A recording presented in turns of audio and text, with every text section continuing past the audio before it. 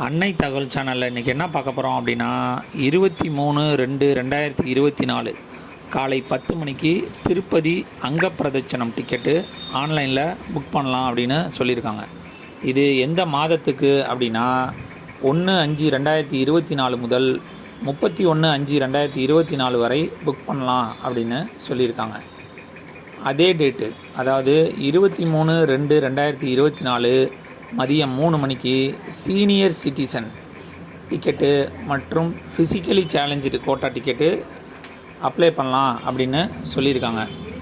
இந்த அங்கப்பிரதட்சணம் ticket, senior citizen, physically challenge ticket book பண்ண வரவங்க அவங்களுடைய ஆதார் கார்டு, செல் நம்பர் எடுத்துகிட்டு வர்றது நல்லது.